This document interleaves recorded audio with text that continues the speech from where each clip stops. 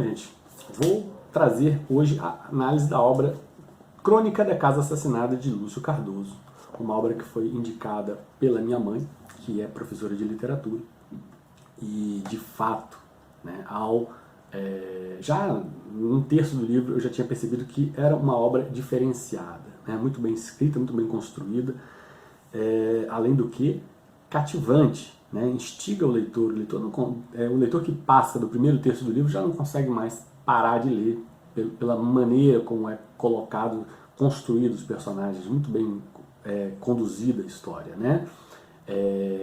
O Lúcio Cardoso escreve maravilhosamente bem. A obra, em muitos momentos, ele opta por um tempo verbal bastante sofisticado, que é o imperfeito do subjuntivo.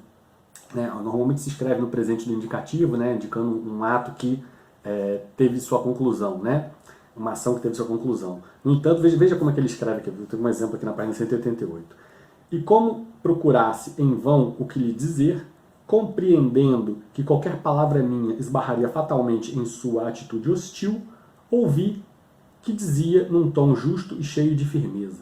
Então veja, é interessantíssimo o imperfeito subjuntivo, né? Porque e como procurasse, né? E como procurasse em vão, né? Dá a ideia de que se faz uma sugestão de um ato que não teve sua conclusão, né? Como você viria quase como causal, né? Como procurasse, né? No entanto, né, ele está se referindo a uma ação verdadeira, né? Então, como procurasse, e na verdade ele procurou, né? Então, apesar de estar usando o tempo do imperfeito do subjuntivo, ele usa isso em vários momentos, né, esse tempo verbal, para afirmar coisas que de fato aconteceram, apesar de ele estar falando como procurasse, né? Então, aqui eu até tenho uma anotação aqui, né? Conjugação causal no tempo imperfeito do subjuntivo, em vez do presente do indicativo, é exatamente isso. Outro ponto de construção dessa obra interessantíssimo, né, na forma como ela é escrita, é o fato de que ele, e aí vem uma discussão interessantíssima também, né? Ele escreve como se fosse no formato de cartas, né? As narrativas são feitas, você não tem um narrador em terceira pessoa que tem onisciência de tudo que está se passando. Não, ele faz ele reparte a obra em vários pequenos pedacinhos, e cada um desses pedacinhos é uma narração em primeira pessoa de um personagem, falando sobre a visão que ele tem, a perspectiva que ele tem do que está se passando na chácara, né? A obra toda se passa no interior de Minas, a respeito da família Menezes, uma família aristocrática muito bem colocada socialmente em termos de tradição, mas uma família que economicamente vem decaindo, né, de posses, né, apesar de ainda manter uma postura, enfim, toda uma aparência para a sociedade mineira daquela época, né, para aquela cidade. No entanto, eles ainda viviam na chácara, mantinham a pose de viver numa chácara, uma mansão, né, vamos dizer assim, extremamente discrepante para a média da cidadezinha do interior que estava ali, as pessoas acostumadas a morar em barracos, né? E toda aquela pompa que a família mantinha pelo passado, pela tradição que tinha, contrastava claramente com a situação que era posta, os escândalos que tentavam ser abafados, né, para fora das paredes da chácara em relação à sociedade que cercava, né, a chácara. Claro que do livro tem muito da própria vida do autor, do Lúcio Cardoso, alguém que inclusive é um parente distante do ex-presidente Fernando Henrique Cardoso, então alguém que de fato vem do interior de Minas e que de fato vivia numa família aristocrática. Só que no caso ele usou a família Menezes, né? Os personagens são fabulosamente bem construídos, não só a narrativa, muito bem as narrativas, né, porque são vários personagens, né? E veja, aqui é interessante o seguinte, inclusive porque tem aqui no prefácio, né, do Chico Filetti, um comentário que, infelizmente, no meu entendimento, é algo que vem acontecendo muito em academia, professores de literatura e até professores de filosofia incorrem nessa discussão, né? Essa discussão acaba sendo suscitada de alguma forma, né? Muito também se fala no Machado de Assis, na questão da Capitu, né? Na minha visão, há digamos, um problema que merece discussão, né? Um problema que merece discussão. Que, por exemplo, aqui no caso, você tem vários narradores e você tem esses narradores vão dando perspectivas sobre o que acontece na chácara. E claro que muitas vezes essas perspectivas entram em choque, o que traz, no meu entendimento, enriquece a obra, né? Porque você fica meio, que nem a questão do Machado de Assis em Capitu, você fica meio na dúvida sobre o que realmente aconteceu, né? Uma vez que o que você tem são narrativas e seres humanos, em suas verdades, elas são carregadas de subjetividade, né? Agora veja que interessante, né? Ele fala aqui, né? Talvez um dos muitos triunfos do livro seja mostrar que um fato é só uma questão de ponto de vista. Olha só, um fato é só uma questão de ponto de vista. Ou como escreveria o autor em seus diários, eu não estou contando fatos, estou contando as experiências desses fatos. Pois bem, uma coisa é o que o autor escreveu, outra coisa é o que o comentarista aqui está falando, são coisas diferentes, veja. Infelizmente nós temos aqui 3 gradações. Eu vou ter que, antes de falar sobre propriamente o livro, eu tenho que falar um pouco sobre esse assunto filosófico, né? Porque é a proposta aqui do canal. E isso, infelizmente, ocorre em larga escala nas academias, né? Você tem radicalismos dos dois lados. Radicalismo dos dois lados, né? O que existe, assim? Você tem uma realidade e você tem as verdades que são subjetivas extraídas dessa realidade. Pois bem, o que é ser relativista? E eu me considero bastante relativista, tá? Ser relativista é você reconhecer a impossibilidade de você ter a realidade absolutamente 100% precisamente conhecida. O que você tem são verdades que têm do seu lado a subjetividade cognoscente, natural da filosofia em relação àquela realidade. Então isso é ser relativista, você reconhecer que você tira uma verdade, mas ela é subjetiva, ela pode ser relativizada. Os valores podem ser relativizados em alguma medida, todos eles, né? Isso é ser relativista. O que é ser nihilista? É um passo adiante. É você dizer que esses valores, uma vez que possam ser relativizados, eles não têm valor nenhum. Você pode praticamente jogá-los, brincar com eles, a sua revelia, né? Isso já é um passo além, o nihilismo, né? E, na minha opinião, uma posição já um pouco mais perigosa, né? Tratado, inclusive, por Dostoiévski na obra Crime e Castigo. E você tem o passo seguinte, que é dado aqui, esse aqui, exatamente o que o autor deu, que para mim isso não é mais nem niilismo, isso é loucura, né? Isso para mim é loucura. É quando você nega a realidade, você nega a existência do fato. Você vai mais um passo além. Então você não está mais discutindo os valores, a relativização dos valores, ou seja, das verdades conhecidas. Você diz que não existe fato, que tudo que se tem é narrativa. Não, só o que nós temos são narrativas. Só o que existe são narrativas. Veja. Então você está dizendo que não existe a realidade, né? E o curioso como esse nível de absurdidade louca, de você negar a existência de fatos, né? Não existem fatos, né? Quando você chega a esse ponto, do outro lado você tem o radicalismo reverso, que são os dogmáticos que brigam, não porque esteja se negando fatos, mas porque se diz que a verdade é relativa.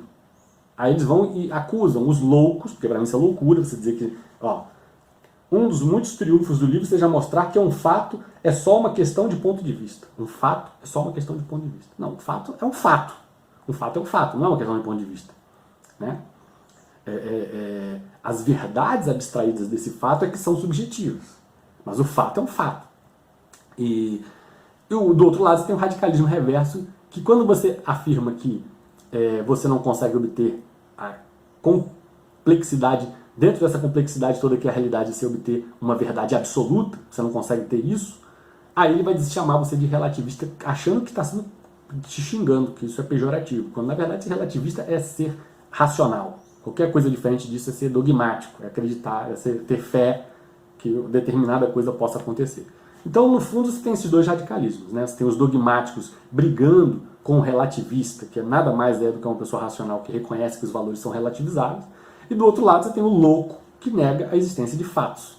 Isso, infelizmente, está acontecendo de maneira generalizada nas discussões filosóficas e literárias, inclusive. Você vê aqui o Chico Millet falando que um dos muitos triunfos do livro, ele acha que é um triunfo do livro, dizer que mostrar que um fato só é uma questão de ponto de vista. O fato é só uma questão de ponto de vista. Não, o fato é um fato. Se eu largar esse livro aqui, ele vai cair. Isso não é um ponto de vista, isso é um fato, ok? A gravidade, por exemplo, é um fato. Então, não confundir realidade com verdade, primeira coisa, né? E segundo, verdade tem um lado de subjetividade. Sim, não existe verdade absoluta. Lamento para os dogmáticos, né? É a hora que você vai ver o outro lado extremista brigar com você. Pois bem, voltando ao livro, né? Falando, o livro é delicioso. A Nina, né, que é a personagem principal, é uma mulher que é descrita com duas personagens fabulosas, são femininas, inclusive, a Nina e a Ana, né? São duas personagens de um grau de complexidade maravilhoso na obra. A Nina, ela casa com o Valdo, né? O Valdo é um dos três grandes irmãos Menezes. São três grandes irmãos Menezes: o Timóteo, o Valdo e o mais novo, que é o... deixa eu ver aqui, para lembrar o nome, né? Desculpa, o Demétrio, que é o mais velho, né? O Demétrio, o Valdo e o Timóteo, né? O Timóteo, que é o mais novo, também um personagem maravilhoso. Ele é, digamos assim, a ovelha negra da família, né? Um jovem rapaz que choca a visão tradicionalista daquela família. Todos ali têm todo um respeito pelo nome Menezes, querem expor uma imagem de austeridade que foi construída ao longo de séculos pela tradição da família Menezes, e no entanto Timóteo é alguém que recebe, incorpora aí o espírito da avó, né? E aí ele se traveste de mulher, bota perfume, pulseira, e a família trata de encaixotá-lo dentro do quarto com vergonha da sociedade, né? E o Timóteo, então, ele passa a guardar essa amargura com relação à incompreensão da família, né? Essa visão mais tosca de polir, de podar o jeito de ser dele, né? Mais sensível, né? Uma pessoa mais sensível. O símbolo aí digamos, da busca por uma rigidez moral e uma visão de guardar essa imagem, essa preocupação com a própria imagem da família, está no irmão mais velho, que é o Demétrio, que é casado com a Ana. A Ana, como eu falei, é uma das figuras interessantíssimas na obra, porque é aquela mulher feia, que digamos assim, desprovida da beleza da Nina. A Nina, ao contrário, é a carioca que chega lá e causa, né, vamos dizer assim, causa na sociedade. A Ana não, é aquela mineira tradicionalista, apegada. Eu imagino a Ana, assim, na descrição do livro, né, aquela pessoa que com uma vestimenta extremamente discreta, com a gola até aqui, né, que não tem nenhum atributo feminino que lhe possa causar qualquer tipo de... chamar a atenção de nenhuma maneira. Uma pessoa que passa em branco pela maioria das pessoas e que guarda uma profunda raiva e rancor de não ter recebido de Deus, né, toda aquela beleza que a Nina tinha, né, aquela exuberância e aquele magnetismo pessoal também que a Nina tinha. Então a Ana vai guardando uma espécie de raiva da Nina, né, ao mesmo tempo que o seu marido Demétrio também tem uma relação profundamente conflituosa, de maneira interior conflituosa, porque ao mesmo tempo que ele é extremamente moralista, extremamente preocupado com a imagem da família, ele nutre, isso é sugerido muito sutilmente, de maneira brilhante pelo Lúcio Cardoso, né? Ele deixa apenas a desconfiança. Olha que coisa maravilhosa, né? O autor ele não fala, isso não é expresso em nenhum momento da obra, ele deixa apenas a desconfiança no leitor, né, por meio das várias narrativas, a desconfiança de que no fundo, lá no fundo, Demétrio pode, todo esse ódio que ele guarda da Nina, né, dessa figura jovem, jovial, exuberante, que causa na cidade, né, trazendo aquelas joias, aquelas roupas, uma mulher linda, jovem, que chama a atenção de todo mundo, né, você cria uma suspeita muito forte de que no fundo Demétrio, aquele ódio que ele tem da Nina, por ela ter casado com o irmão, né, que no fundo ele gostaria mesmo, ele que gostaria de estar casado com ela, mas está casado com a Ana, que é uma mulher séria, austera e totalmente desprovida de atributos, né, femininos, vamos dizer assim. Então, no fundo, você tem ali então Demétrio e Ana numa relação, num casamento quase que de arranjo, um casamento que não tem amor entre eles, né, mas um casamento levado adiante por ferro e fogo, pelas aparências, necessidades, aparências, a tradição do nome Menezes, né, e os dois guardando um profundo ódio da Nina. O Valdo, que é o marido, se deixa contaminar pelas suspeitas de que a própria esposa, que é a Nina, de alguma forma possa estar traindo ele, O Timóteo, a Nina acaba tendo como a única pessoa na família com quem ela possa realmente se abrir e falar, justamente o irmão mais novo, Timóteo, que é o que se traveste de vó, né, e é tido como louco, ovelha negra da família. É o único momento em que, já que ela também acaba sendo, digamos, escorraçada por toda a família, maltratada por toda a família, ela acaba se refugiando apenas nas confissões junto ao Timóteo, né. Toda essa trama, ela vai se emaranhando junto na questão do jardineiro, né? O jardineiro suspeita que a Nina possa ter tido um caso com o jardineiro, né? E aí se cria todo um suspense maravilhoso, certo? Que vai culminar inclusive com a questão do filho da Nina. A Nina vai acabar tendo um filho, não se sabe de quem, se é realmente do marido Valdo ou se é do jardineiro. E para piorar um pouco mais, anos depois, quando a Nina volta à chácara, né, vai ter essa discussão da relação do André, que é o filho da Nina, né, com a própria Nina, né, uma relação de paixão, como todos os homens na cidade nutriam paixão pela Nina. A Nina, mesmo mais velha, ainda é uma mulher extremamente magnética, vamos dizer assim, né, atraindo as atenções de todos se apaixonando por ela, inclusive o próprio filho, né. E veja, na minha visão, essa obra teria sido simplesmente perfeita, não fosse a última narrativa, né? A última narrativa, a última carta, né? Como eu disse, cada pequeno trecho do livro é uma perspectiva de um desses personagens, né? E essa última narrativa, a última carta aqui, se não me engano, é uma narrativa da Ana. Deixa eu ver aqui se eu acho.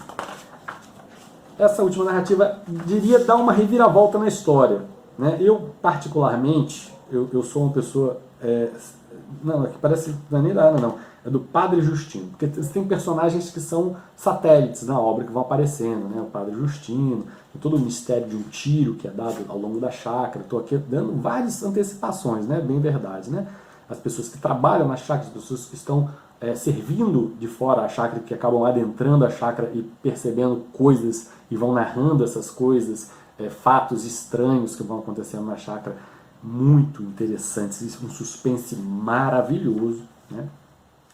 E, enfim, na minha opinião, minha modesta opinião, eu particularmente não gosto de grandes reviravoltas. Eu acho que a história, para ser bem sólida, bem construída, ela não pode dar uma absurda reviravolta no final, né? Isso, uma história, claro, não estou falando de um filme de entretenimento, de suspense, é bom ter uma reviravolta no final, enfim.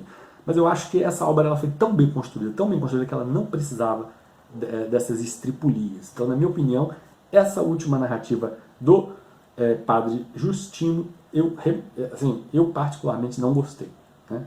Eu particularmente não gostei dessa reviravolta final, por mais que, se você eliminar ela, você vai ter uma obra com um peso terrível, né? Um peso terrível, né?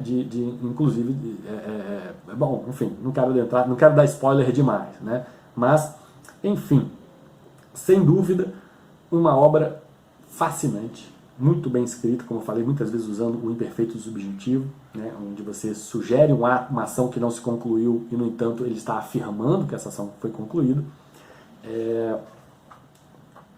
E sim, ele conseguiu construir, através, sobretudo, dessa relação conflituosa de irmãos, né, um irmão mais velho, Demétrio, sempre trazendo uma forte influência sobre o irmão mais novo, Valdo, fazendo com que o Valdo não apenas crie desconfiança em relação à mulher, como crie uma antipatia, uma ojeriza, e acaba transformando o seu casamento também num casamento de aparências, né? Então os dois casais acabam sendo casamentos de aparência, né? Sendo que a Nina sempre se diz inocente, e claro, como eu disse, a questão de nós termos narrativas faz com que o leitor fique sempre na dúvida, assim como o Machado de Assis em relação a Capitu, né? A gente fica sempre na dúvida, mas isso não significa dizer que não exista um fato, que não exista uma realidade, né? Significa dizer que tudo que nós dispomos são de verdades que são subjetivas, porque são perspectivas humanas, né? É diferente, né? Então existe um fato, a gente é que tenta chegar até ele de alguma forma através dessas narrativas. O que dispomos como leitores são narrativas, obviamente enviesadas, são humanas, não significa dizer que nós vamos compreender a totalidade da realidade, apesar de que no final isso acaba, de alguma forma, a gente acaba chegando sim ao conhecimento do fato, por mais que seja por meio de narrativas enviesadas. Como num tribunal, né? No tribunal também é a mesma coisa, você vai ouvir um lado, você vai ouvir o outro, você não tem um fato, você tem narrativas, você tem... por vezes a gente se aproxima muito da realidade quando se tem uma evidência científica, uma prova, né? Que geralmente prova, na verdade, é a evidência, né? Dificilmente você tem uma prova, eu costumo defender essa tese, né? Dificilmente você tem uma prova. Mesmo aquilo que você pensa que é uma prova, na verdade é uma evidência. Né? Mesmo assim, você vai somando muitas evidências, narrativas, e você vai se aproximando muito da realidade. Em determinados julgamentos pode-se dizer que é bastante difícil, né, você dizer o contrário, afirmar o contrário, usando aí uma falseabilidade. Né? É muito difícil. Digamos, a margem de acerto é muito grande, de precisão é muito grande. Né? Porque a opção contrária seria aí uma possibilidade quase impossível. Né? Então, essa é uma obra que vai trazer essa questão. Né? Você vai ter várias narrativas, personagens intrigantes, conflituosos, e é muito legal você perceber isso, o conflito interior, né?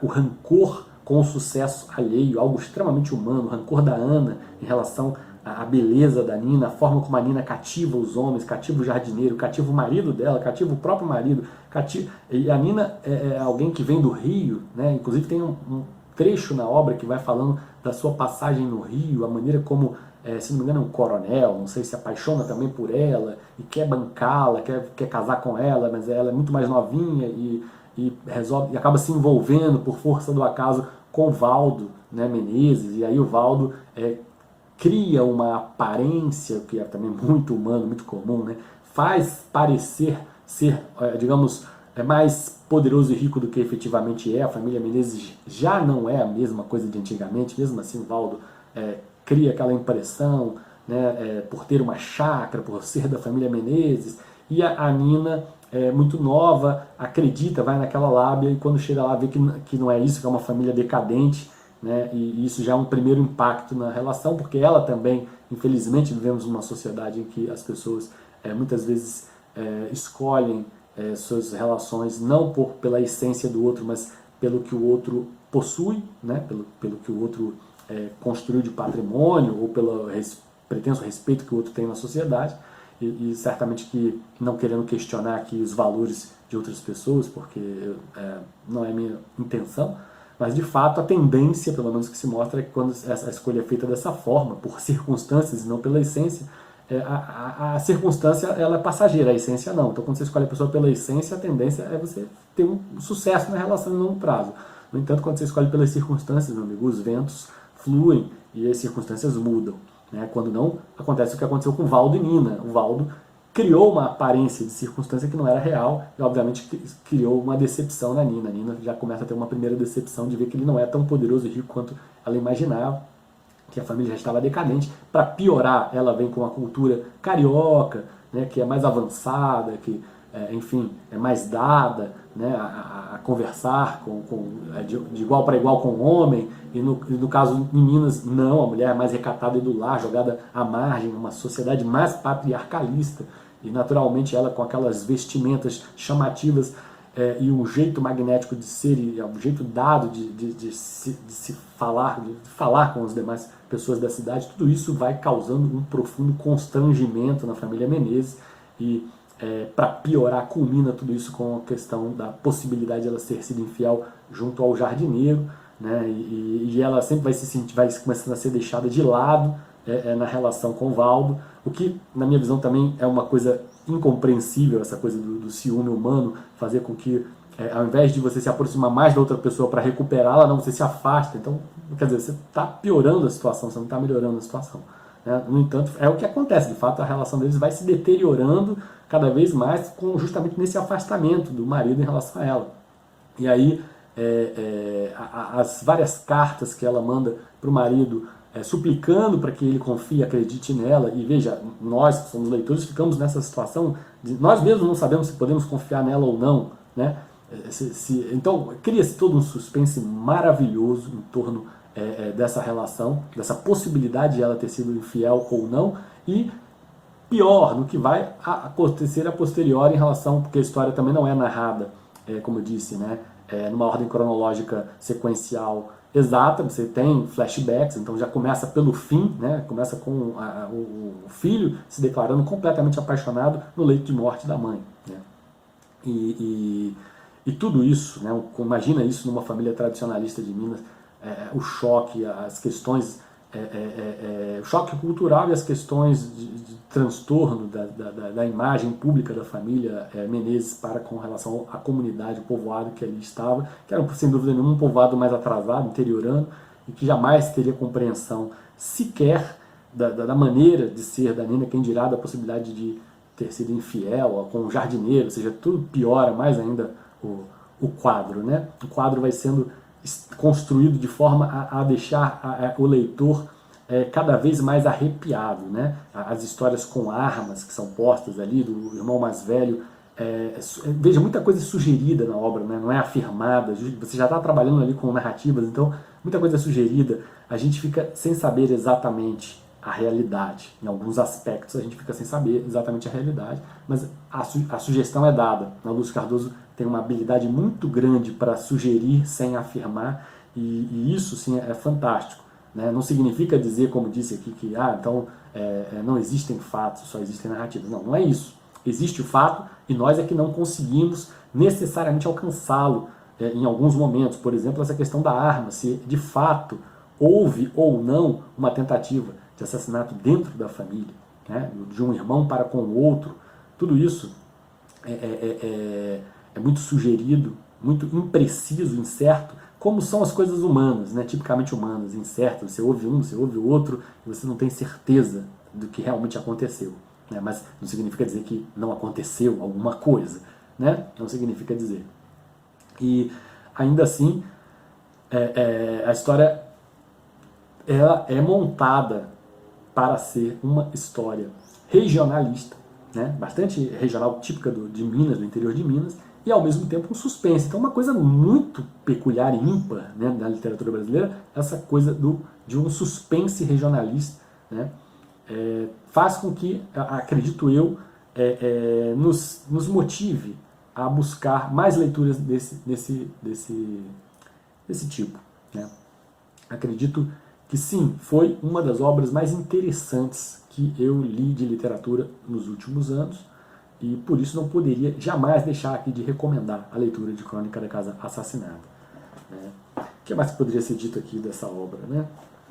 Poxa, eu dei uma geral, né? Como disse aqui, você vai ter diários, você vai ter cartas, você vai ter personagens satélites, padres, o cara que vendeu a arma pro Demétrio, né? Você tem as situações esdrúxulas do Timóteo, né? Se vestindo, travestindo de vó, e a própria filosofia dele, muito interessante, é colocada aqui ao longo da obra, ele falando, ele se explicando, né? Isso é um barato na obra, muito legal, ele se explicando por que ele é desse jeito que ele é, né? Se explicando obviamente para Nina, que era com quem ele conseguia conversar. Você tem a Beth, que é uma espécie de governanta ali, que lida com os vários personagens, e as narrativas dela também aflitas, né? Toda a aflição que ocorre, o climão, aquele climão, aquela coisa de família, uma briga em família, as pessoas coabitando o mesmo espaço, a mesma chácara. Então esse climão, essa coisa de um silêncio constrangedor, assim, muitas vezes ocorre na casa, na chácara, né? E dentro desse climão, desse ódio velado, essa coisa não falada, remoída interiormente, esses conflitos interiores de cada personagem. Um personagem em particular, que é o irmão mais velho, Demétrio, não tem narrativa dele em nenhum momento, então a gente fica sem saber exatamente o que ele pensa, e é um dos personagens que nos causa aí uma grande curiosidade sobre o que ele pensa, porque uma vez que não tenha nenhuma narrativa dele, a gente fica sem saber exatamente o que ele sentia em relação a Nina. Enfim, tudo isso vai se somando e vai causando na gente uma vontade de nunca parar de ler esse livro. É isso que acontece. A gente não tem vontade de parar porque a gente quer saber mais. Se tivesse assim um volume 2 aqui com novas narrativas sobre o caso, sem dúvida eu teria comprado, estaria lendo já, né? Porque é fantástico. Aquele livro que, apesar de aparentar ser, né, relativamente volumoso, ainda assim é um livro que você não sente que acabou, né? Não sente que acabou. Então, por isso eu recomendo. Recomendo demais. Gente, espero que tenha sido prazerosa essa resenha que você assistiu, né? Um forte abraço. Até a próxima. Esse é o nosso canal de literatura e filosofia. Se você gostou do nosso conteúdo, curta o vídeo e se inscreva. E aproveite para fazer as amizades certas nos grupos. O grupo de estética é o grupo onde se troca influências sobre arte, cinema, música, filosofia, pintura. E o grupo ética é o grupo que se propõe ao debate político, moral, ético, econômico. Os links estão disponibilizados no campo de descrição desse vídeo. Você vai adorar! Por fim, não deixe de conhecer nossos outros canais, o Tube Cult e o Limão Libertário. Obrigado por assistir até o final, foi um prazer tê-lo por aqui. Até a próxima!